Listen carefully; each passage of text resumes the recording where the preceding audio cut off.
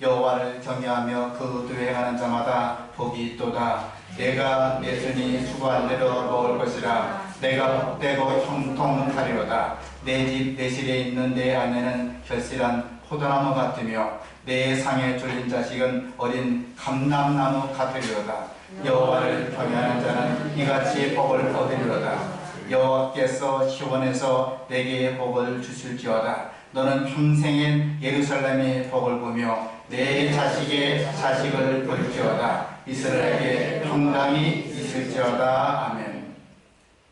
너는 내 자식의 자식을 볼지어다. 장수하라 소리입니다. 이스라엘에게 평강이 있을지로다. 안녕의 은혜를 주었습니다. 제 어릴 때 사진입니다. 제가 여기 살았습니다. 좋은 집이었어요. 이 정도면요. 여기서 제 증조 할아버지, 증조 할머니, 그 다음에 제 할아버지, 할머니, 아버지, 어머니, 그리고 제가 살았습니다. 제가 살 때는 동그라미가 제 모친이시고, 저 모친 얘기만 오늘 하겠습니다. 동그라미가 밑에 있는 아이가 제 박인배 어린 시절입니다. 참 아름답게 잘 지냈습니다. 저 다 여기 살았잖아요. 초가집에. 초가집에 사서 연탄도 못 떼고 나무 떼면서 살던 곳입니다. 그 당시에는 사실 제가 태어난 시기는 6.25 사변이 막 끝나고 태어난 시기였습니다. 참 어려운 시기였어요. 먹을 것도 없었고 힘든 시기였습니다. 자유당 시절입니다. 사실 박정희 대통령 때는 버리고개 때문에 좀 됐지만 그 당시에는 참 먹을 게 없었어요. 아이들이 가난하고 어려웠습니다. 어릴 때 참 많이 죽었어요. 제 친구들이 7명이 있었는데 6명이 죽었습니다. 병으로 죽고 아파 죽고 굶어 죽고 죽었어요. 이 자유당 시절 그 당시에는 홍역 예방주사가 없었습니다. 홍역 예방주사가 50년이 나오질 않았어요. 6.23 때 뭐 목사 결혼인데 무슨 놈의 예방주사 있겠습니까? 제가 알기로 예방주사가 60년부터 나왔습니다. 60년부터. 제가 어릴 때는 저는 50년생 6.25 사변 마치고 3년 뒤에 태어나셔야 되기 때문에 이런 저런 주사를 맞지 못하고 살았습니다. 밥 3끼 먹는 것은 기적이었어요. 2끼 먹으면 잘 먹는 시절이었습니다. 제가 하여튼 그때 홍역을 앓게 되었습니다. 홍역은 알다시피 지금은 쉬운 병이에요. 그 당시에는 죽는 병도 있었습니다. 얼마나 홍역을 앓았는지 홍역을 앓으니까 결막염이 생겼습니다. 눈이 안 보여요. 또 비염이 생겼습니다. 코가 헐었습니다. 또 입이 헐었어요. 악창이 나고 온 얼굴은 고름투성이 되었습니다. 제가 못 먹은 처지에 병을 앓다 못하고 제 첫째 형님은 홍역으로 돌아가셨어요. 사실은 지금 형님은 장난이 아닙니다. 둘째입니다. 저도 이제 홍역으로 죽었는데 숨이 넘어갔습니다. 꼴깍. 동네 사람이 진목 보더니 죽었다. 아버지도 보더니 죽었다. 증조 할아버지도 갔다. 할아버지는 잠들었다. 어르신들이 하시는 말씀이 죽었다는 것입니다. 아버지는 그때 하시는 나중에 얘기 들었는데 너무 기가 막혀갖고 첫째 아들을 묻어주고 왔는데 제 큰형님을 저도 이제 죽게 되었습니다. 막내가 가마니를 준비하고 뚫뚫 말고 지게 올려놓고 삽을 준비하고 산에 올라가는 순간 제 어머니께서 숨이 멎은 저를 뺏어답니다. 내 아들 내놓으라고. 오늘은 묻지 못하겠다고. 내가 밤새도록 하나님께 기도하고 아이를 살려보겠다. 말도 안 되는 소리죠. 숨이 넘어간 아이를. 그때 여보 묻으러 가야 돼. 내놔. 부모 앞세우고 죽은 자식은 자식이 아니야. 묻자고. 동네 사람이 묻어야 된다고. 어머니 강제로 울면서 제 몸뚱아를 그냥 낚아챘습니다. 그리고 방을 잠그고 골방에 들어갔습니다. 밤새도록 끌어안고 고름이 가득한 제 얼굴을 끌어안고 눈을 뜨라고 눈을 혀로 핥아가면서 입을 맞춰가면서 콧물을 빼가면서 온 투성이 고름투성이 된 저를 끌어안고 어머니는 밤새도록 울면서 기도했습니다. 아버지 하나님 내 아들 임배 살려주세요. 임예순 여사가 기도했답니다. 내 아들 살려주세요. 내 아들 살려주세요. 한쪽에서는 기도에 소용없어요. 임배 어머니 그냥 묻으러 갑시다. 그 당시에는 뭐 초상도 필요 없고 그냥 무덤 끝입니다. 한스 파갖고 산속에 무덤 끝이에요. 어머니는 밤새도록 울면서 고름을 핥아가면서 눈을 핥아가면서 콧물을 빨아가면서 입을 빨아가면서 내 아들 임배 살려주세요. 하나님 제발 살려주세요. 그렇게 기도했습니다. 새벽이 되었습니다. 어머니가 외쳤습니다. 보세요. 손가락이 움직이네요. 보세요. 숨을 쉬고 있네요. 그때 제가 손가락을 울며 숨을 쉬고 있다고 합니다. 드디어 손가락이 움직였습니다. 그리고 제가 살아났습니다. 3일 뒤에 미움 먹고 나흘 뒤에 죽을 먹고 일주일 뒤에 된밥을 먹었습니다. 어머니 간절한 희생과 기도로서 제가 다시 살아났습니다. 저희 사실 자연이 돕고 아들이 돕고 온 성도님이 돕는데 제 어머니는 아마 아픈 목숨까지 내놓으실 분이에요. 집을 팔아서라도 큰 재산을 주서라도 아들을 살리고 싶은 것이 어머니 마음입니다. 5월 되면 생각나는 어머니가 있죠. 이흥렬 씨 이야기입니다.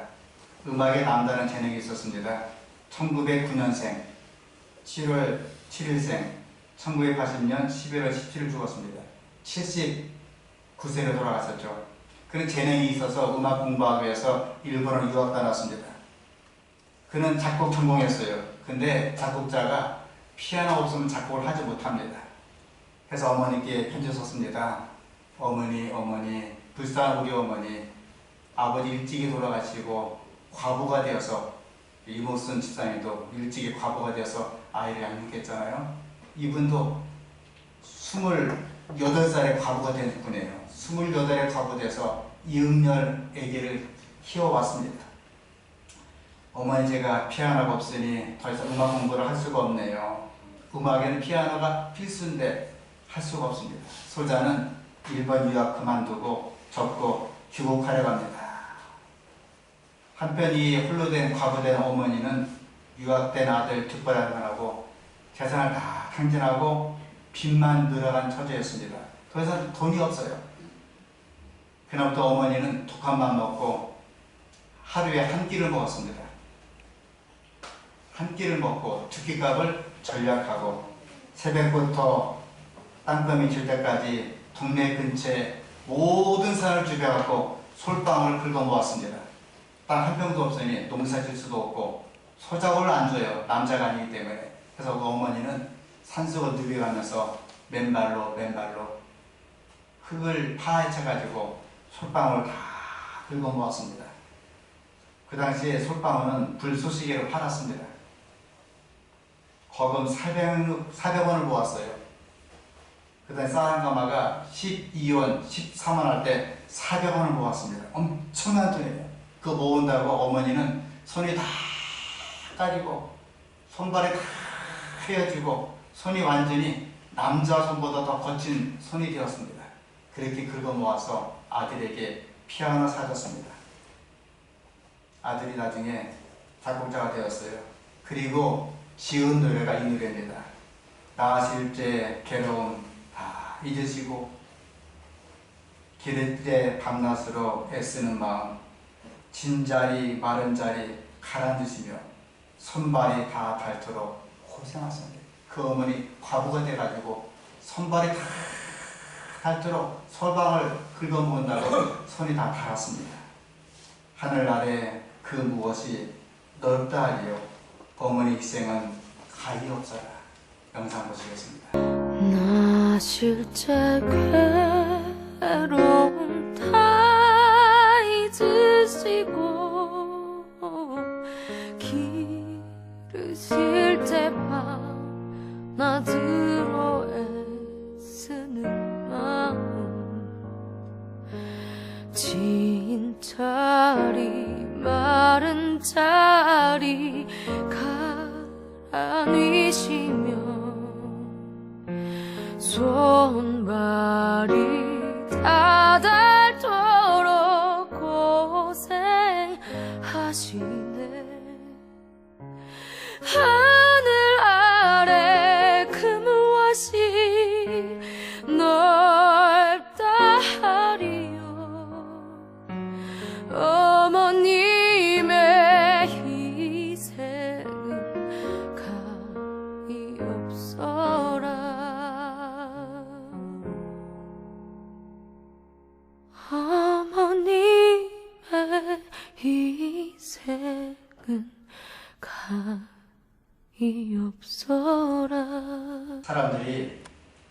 때에 후회하는 세 가지가 있다고 합니다.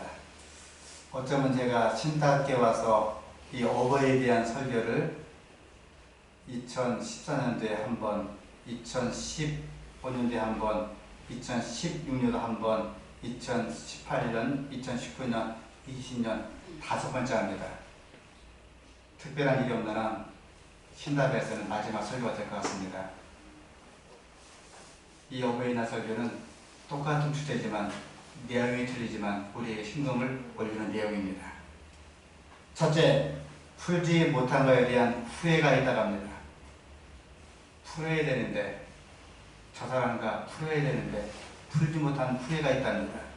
둘째, 참지 못한 데 대한 후회가 있다고 합니다. 세 번째, 행복하지 못한 것에 대한 후회가 있다고 합니다. 제 아내가 10년 전 쓰러졌을 때 가족 사진을 보니까 가족 사진이 없어요. 제 아이들 데리고 어디 가서 물론 하나밖에 없는 아들이지만 해수욕장 갔다든지 산에 갔다든지 놀이공원 갔다든지 그 사진 한 장도 없는 것입니다. 방문한 사진, 서울의 사진 있고 제 아이하고 찍은 사진 하나도 없어요. 제가 오죽하면 아이한테 얘야 미안하다, 엄마 아빠 내가 찍은 사진 하나도 없구나. 눈도 보니 그때까지 휴가를 한 번도 간 적이 없어요. 그저 활동하고 설교 준비하고 방문하고 활동하고 또 설교 준비하고 아주 휴가 신청을 한 번도 한 적이 없었더라고요. 제가 그때 마음을 고쳐놓고 회개하고 요즘 아이들, 미국에서 아이들이 오면은 손자들하고 사진을 계속 찍습니다. 이 땅에 살면서 후회할 일이 많습니다. 행복하셔야 됩니다. 우리 자녀분들하고 행복하시고 부부간 행복하시고 행복하게 잘 지내와서 우리 모두가 행복스러운 복스러운 가정이 될 수 있기를 간절히 바랍니다. 이번에 제 아내가 아프면서 저도 후회를 많이 했어요. 다 행복하게 지내보자. 제 아내 보고 다 내려놓고 이제 행복하게 지내자. 말을 많이 나눴습니다. 세계의 부자였던 록펠러가 있었습니다. 어머니가 훌륭했습니다. 록펠러에게 세 가지를 가르쳤습니다. 첫째, 너는 수입의 12%를 반드시 하나님께 드리라.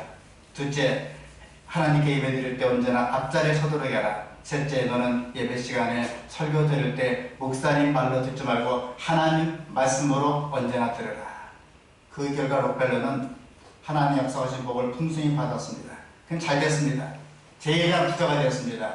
뿐만 그는 98세까지 장수하며 살았습니다. 사랑하는 성도 여러분, 5월 가정의 달입니다. 어쩌면 제가 마지막 가정의 달 설교를 하는지 모르겠어요. 6월 며칠에는 우리가 하늘나라에 가게 되면은 하나님 우리에게 세 가지를 물어본다고 그랬습니다. 첫째, 내가 내게 준 시간을 어떻게 썼느냐. 둘째, 내가 준 재물을 어떻게 사용했느냐. 셋째, 내가 받게 된 자녀를 어떻게 양육하였느냐. 학자는 말합니다. 18세기는 민중을 발견한 세기고 19세기는 여자를 발견한 세기고 20세기는 어린아이를 발견한 세계라고 정의합니다.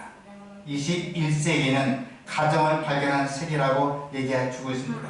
5월은 가정의 달입니다. 제일 어려운 것이 자식 농사입니다. 다 함께 읽겠습니다. 자식은 여호와의 주신 기업이요 태열면은 그의 상급이로다. 소녀는 요즘 답이 안 나와요. 요즘 N방, 성착취하는 방, 그 리더가 누군지 아십니까? 청년이에요. 그 중에 리더 밑에서 이렇게 일하는 아이가 있는데 12살 먹은 청소년입니다. 최근에 차를 훔쳐다가 10대 아이들이 돌다가 대전까지 내려가서 대전에서 갓 대학에 입학한 아이가 코로나 때문에 대학은 좀 가지 않고 배달을 하는데 정상적으로 신호 주행하는 것을 이쪽에서 10대 아이들이 차를 훔쳐다가 신호 위반해서 그 아이를 교통사고로 쳐 죽였습니다.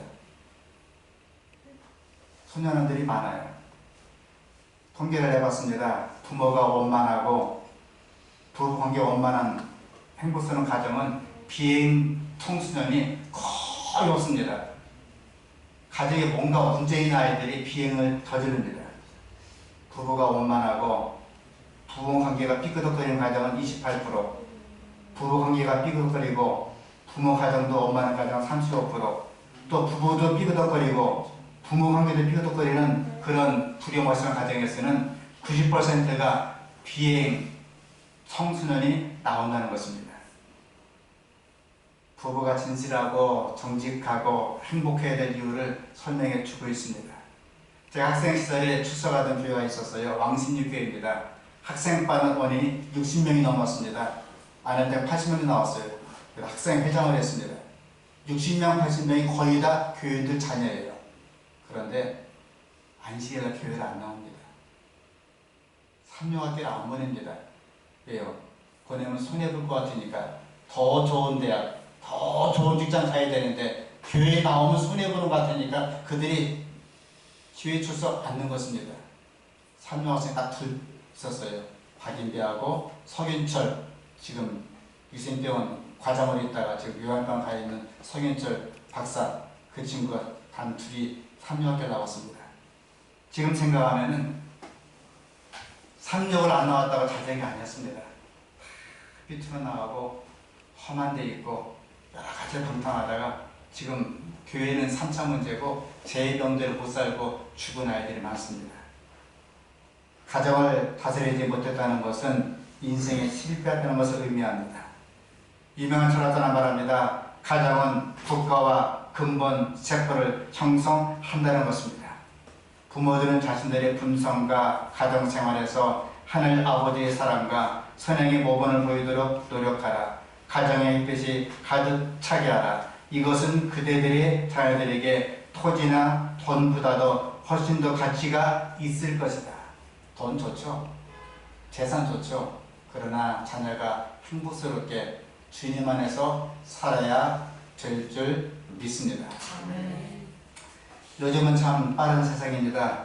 무슨 속도로 급변하고 있습니다. 요즘 현대를 규정하는 두 단어가 있는데 속도 그리고 변화입니다.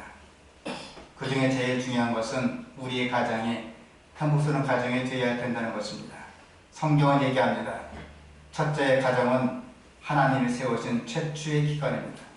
하나님이 세우신 기관은 병원도 아니고 학교도 아니고 기관도 아니고 고아도 아니고 법원도 아닙니다. 하나님 세우신 제도는 교회와 가정뿐이라고 헤레스는 말합니다. 두 번째, 하나님은 가정을 통해서 인간의 모든 삶을 이루어 주십니다. 셋째, 하나님은 가정을 통하여 인간이 행복하도록 하셨습니다. 넷째, 하나님은 가정을 통하여 이웃과의 삶을 나누도록 해주셨습니다. 다섯째, 하나님은 가정을 통하여 구원하십니다. 유명한 쉐마 이스라엘은 별거 아닙니다. 하나님께서 가정을 통하여서 구원해 주겠다는 약속입니다. 노란 글자는 함께 읽겠습니다. 이스라엘아 들으라.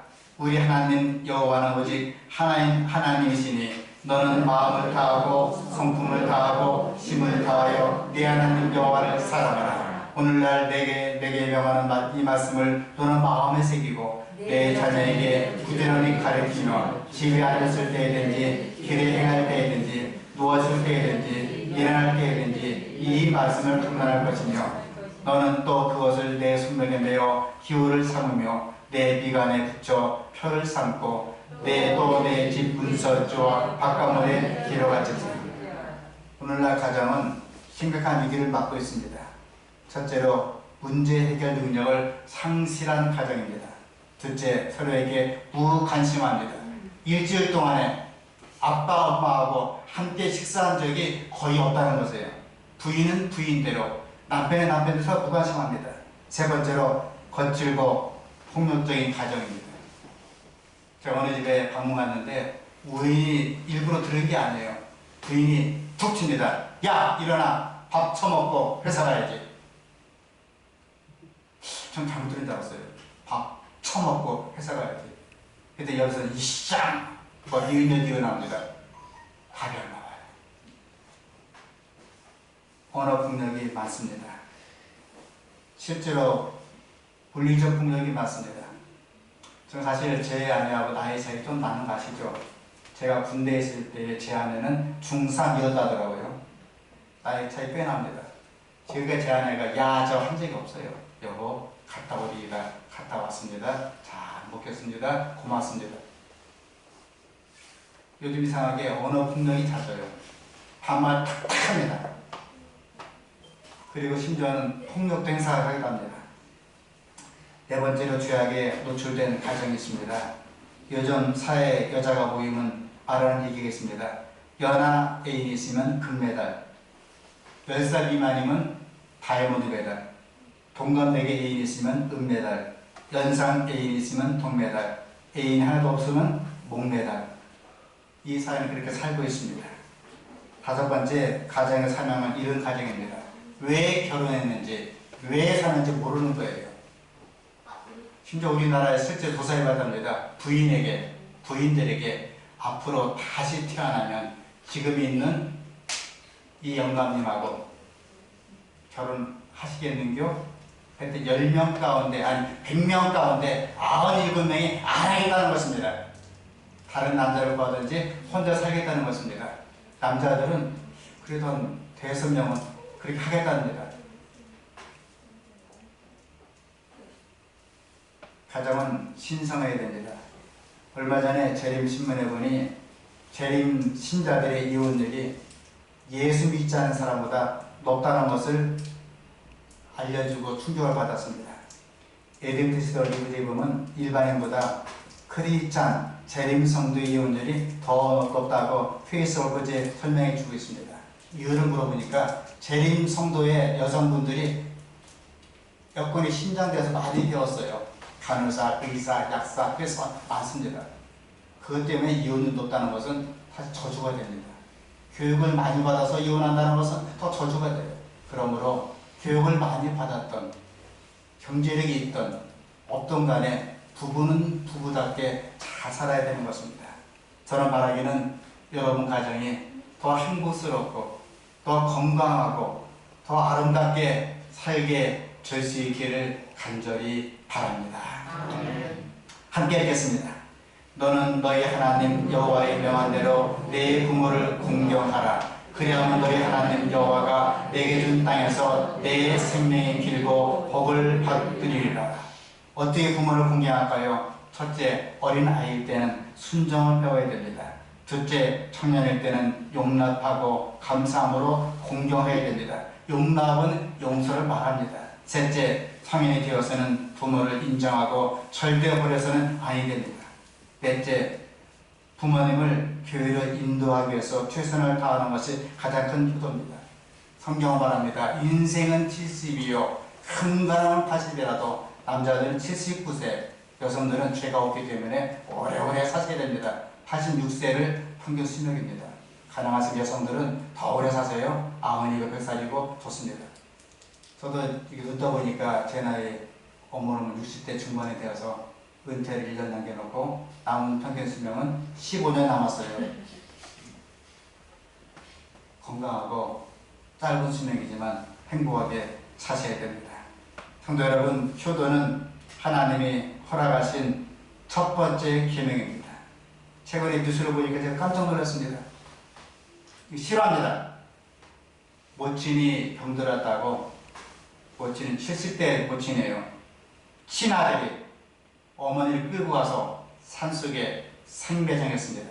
영상 보실게요. 네, 중국에서도 사흘 뒤가 어머니날인데 충격적인 폐륜 범죄가 일어났습니다. 한 50대 중국 남성이 거동 불편한 70대 어머니를 생매장했던 겁니다. 사흘 동안 땅속에 있던 어머니는 기적적으로 구조됐습니다. 베이징 정성엽 특파원입니다.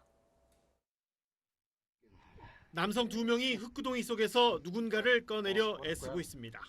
속에 갇혀있던 노인 1명이 마침내 흙더미를 빠져나옵니다. 구조된 사람은 79살 왕모 씨. 왕 씨를 생매장한 피의자는 큰아들 58살 마모 씨입니다. 마 씨는 지난 2일 밤 거동이 어려운 어머니를 술에 태워 데리고 나와서 폐묘를 찾아 매장한 혐의를 받고 있습니다.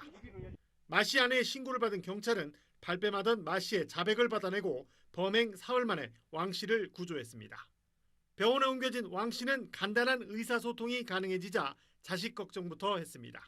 오는 10일은 중국에서 어머니 날인데 어머니 날을 사흘 앞두고 터진 폐륜 범죄에 중국 사회는 큰 충격에 빠졌습니다.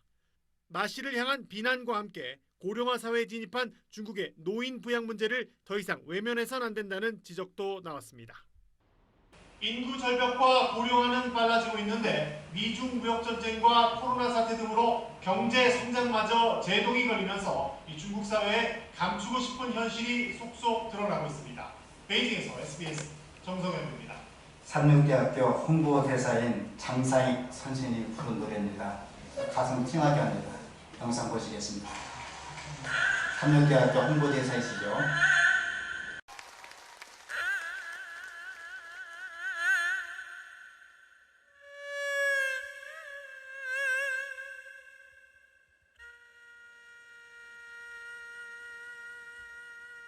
어머니 꽃 구경 가요. 제 등에 업혀 꽃 구경 가요. 세상이 온통 꽃 핀 봄날 어머니는 좋아라고 아들 등에 업혔네. 고려장 얘기고. 아들 등에 업혔네. 마을을 지나고 산길을 지나고 산자락에 휘감겨 숲길이 짙어지자 아이고 머니나 어머니는 그만 말을 잃더니 꽃 구경 봄 구경 눈 감아 버리더니 한 움큼씩 솔잎을 따서 가는 길 뒤에다 뿌리며 가네. 어머니 지금 무엇인데요? 아, 솔잎은 뿌려서 무엇인데요?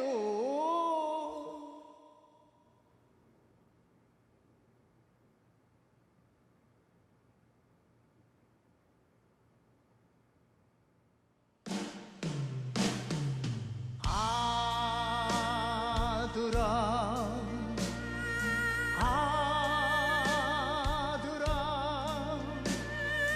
내 아들아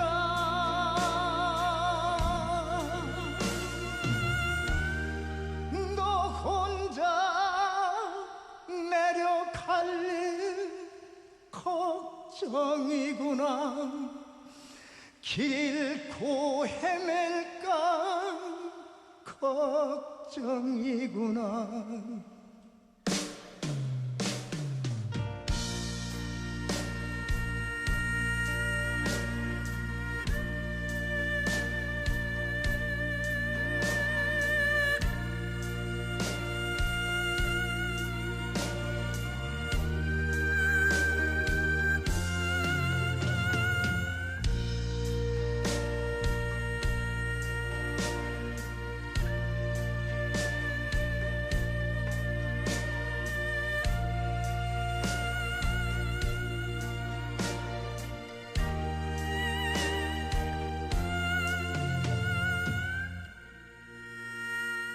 어머니 꽃 구경 가요.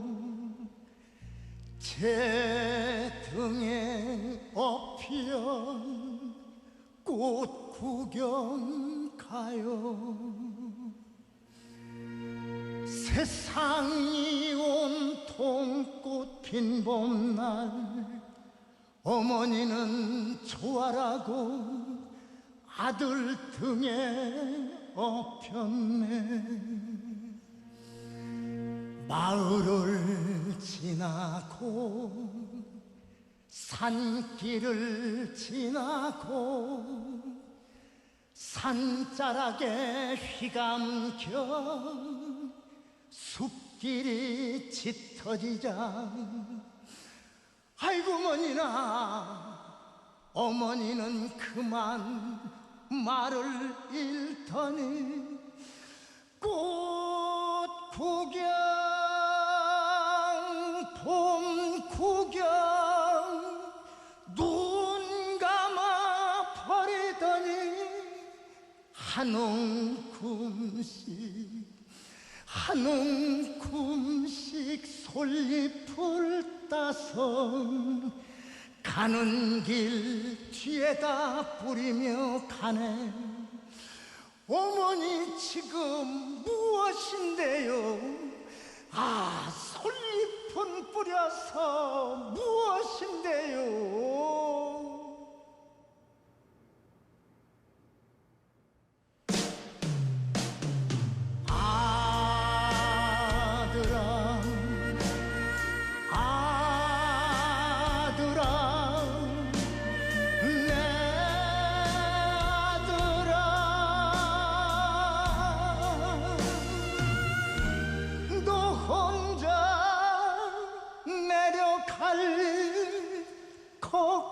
걱정이구나. 길 잃고 헤맬까 걱정이구나.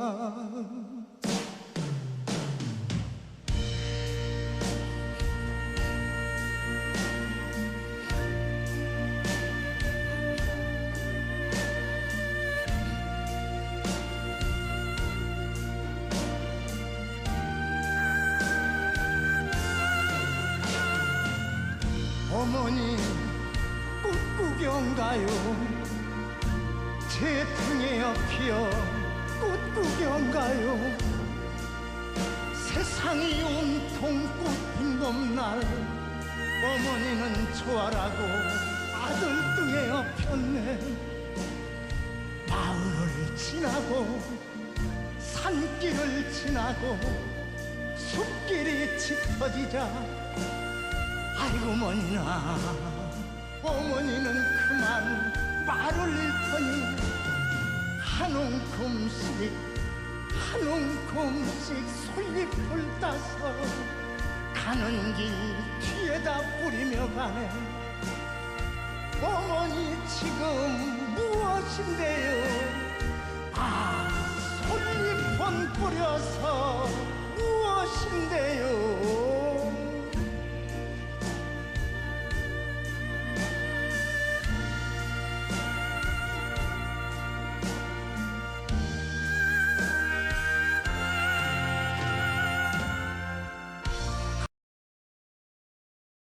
내 부모를 공경하라. 그리하면 내가 이 땅의 생명이 길리라. 나이를 먹은 후에라도 자녀들은 부모를 존경하고 그들의 안락을 보살필 필요가 있다. 모든 사람에게 적용되는 본부 내 부모를 공경하라. 그리하면 너희 하나님 나 여호와가 내게 준 땅에서 내 생명이 길리라. 약속이 있는 첫 계명이다.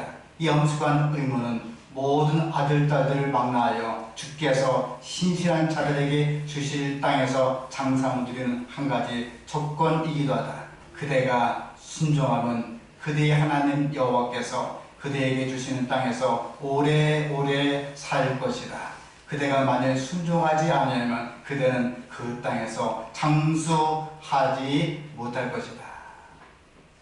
마지막 것부터예요. 제 한 가지 경험을 얘기하고 반을 내려올까 합니다. 제 어머니 임예순 여사가 쓰러졌어요. 중풍을 한 번, 두 번, 세 번 쓰러졌습니다. 저희 집에서 모시게 되었습니다. 너무나 시상하부가 마비되면서 물을 못 삼켜요. 대변, 수변 모든 기능이 정지되었습니다. 변이 나오지 않습니다. 제가 고무장갑 없이 손으로 어머니의 항문을 긁어서 대변을 받아냈습니다. 냄새가 나지 않아요. 우리 어머니, 내 어머니, 나를 고름을 빨아준 내 어머니, 나에게 생명을 준 내 어머니, 어머니를 살폈습니다. 아마 그때 어머니의 대소변을 받아낸 결과로 제가 생명이 길고 제 아내가 이번에 살아났다고 생각이 듭니다. 여러분, 부모님 모시기를 건드리지 마세요. 나이가 들었다고, 무식하다고, 가진 게 없다고 깔보지 말기 바랍니다. 부모님은 생명을 허락하신 분입니다. 내 부모를 공경하라. 그리하면 너와 내가 생명의 길이라고 말씀해 주셨습니다. 우리의 부모님 더 건강하시고, 특히 젊은 우리 형제들, 50대, 60대 친구들, 30, 40대 사랑하는 아우들, 우리 청소년들 엄마 아빠가 잘하시고 살아생전에 건강하시고 우리가 주님께서 허락하신 귀한 약속을 받아 감당할 수 있는 모든 성도님 한 사람 한 사람 될 수 있기를 간절히 바랍니다. 기도하고 우리 함께 재림 소망에 부르겠습니다. 하늘아버지 감사합니다. 저희들 5월의 가정이 다릅니다. 주님이 말씀하신 약속을 믿고 지켜서 우리 모두가 장수할 뿐더러 우리 가정이 행복되고 우리 사랑하는 부모님을 잘 섬기고 봉양할 수 있도록 지켜 주시옵소서. 이미 부모님을 보낸 가정이 있습니다. 그 가정을 위로하시고 용기 주시옵고 우리가 힘을 내어서 이 험한 세상 한 걸음 한 걸음 나가면서 승리하면서 가정의 날을 보내게 될 수 있도록 도와주시옵소서. 험한 세상입니다. 병자들 많습니다. 암 환자가 많습니다. 너무나 힘이 많이 듭니다. 경제가 어렵습니다. 주님 도우시고 인도하여 주이사 올 가정의 달 주님께서 함께 하시고 역사하시고 도와주시옵기를 예수님 이름으로 간절히 기도합니다. 아멘.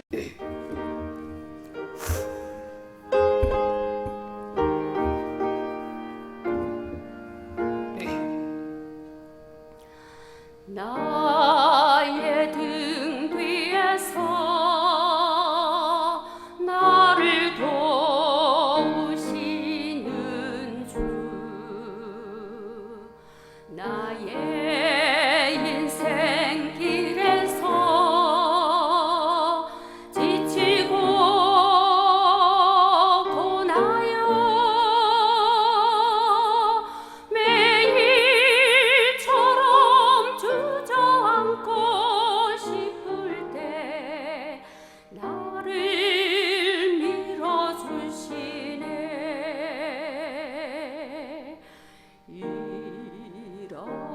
일어나 걸어라. 내가 새 힘을 주리니.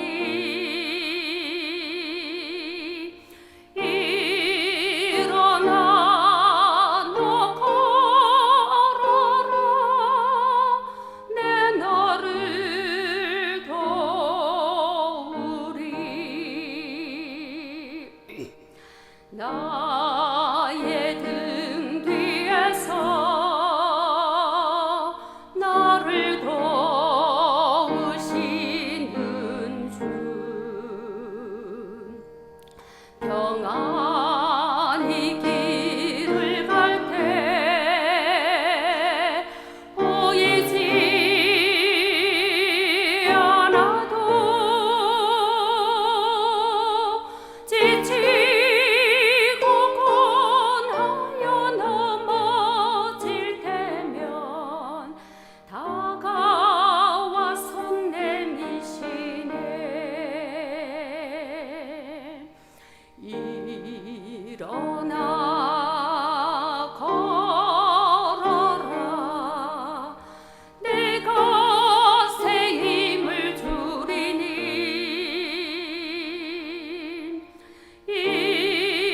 일어나 너 걸어라.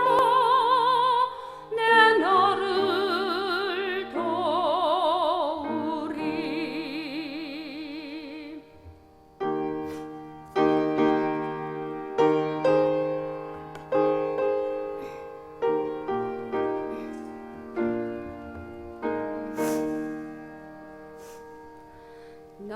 나의 등 뒤에서 나를 도우시는 주, 때때로